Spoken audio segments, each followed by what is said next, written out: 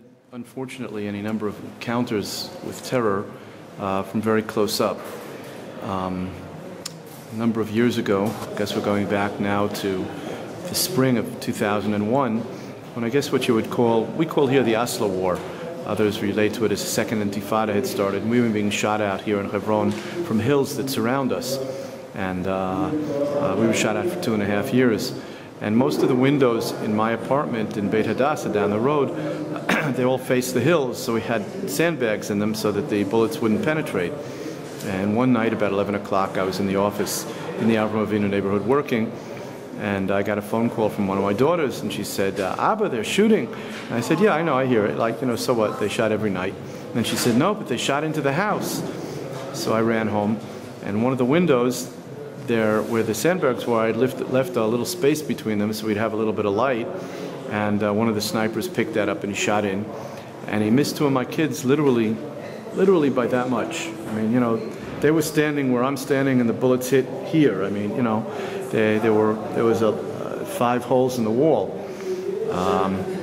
and see, you know, thank God nobody was hurt, but it was close.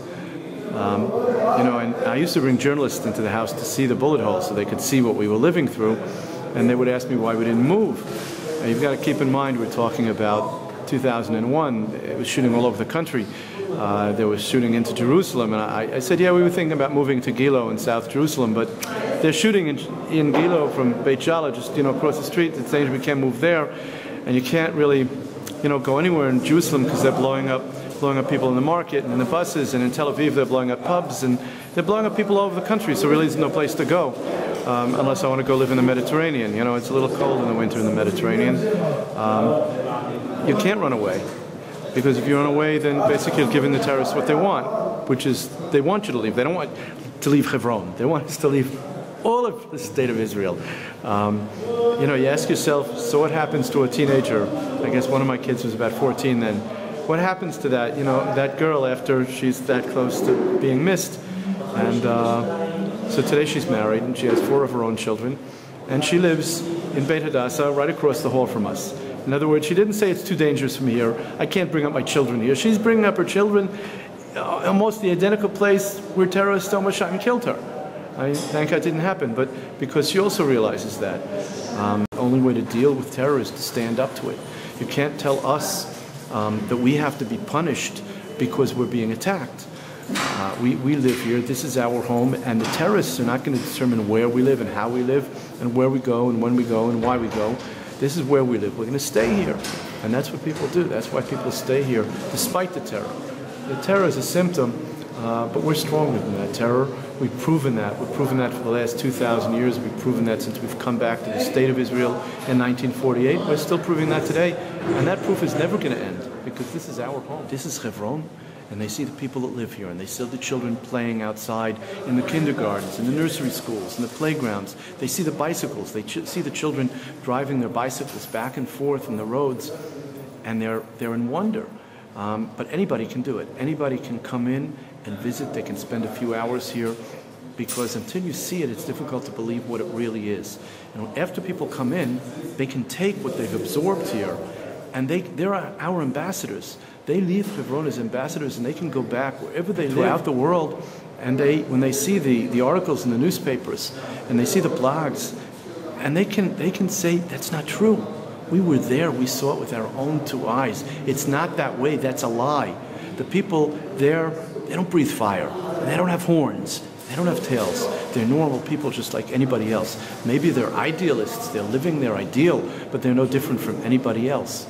And the place is so holy to be able to be here in ha-Machpela, to be able to speak to you from the tomb of the Patriarchs and Matriarchs. This site was off limits to us for 700 years. What I'm doing now is something the Jews who were born here, lived here, and died here were never able to do.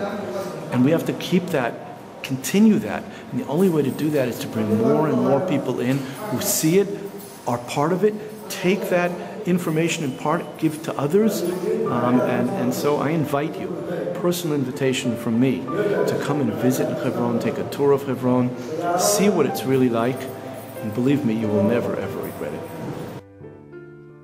Avinu, Avinu, Sheba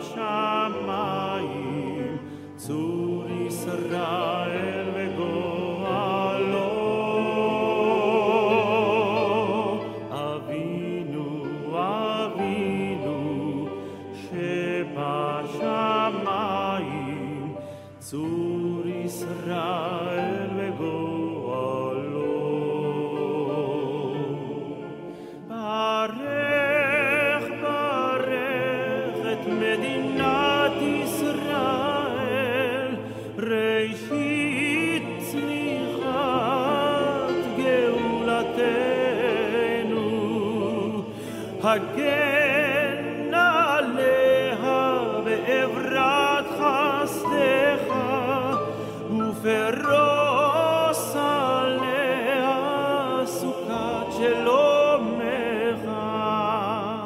אבינו, אבינו שבשמיים, צור ישראל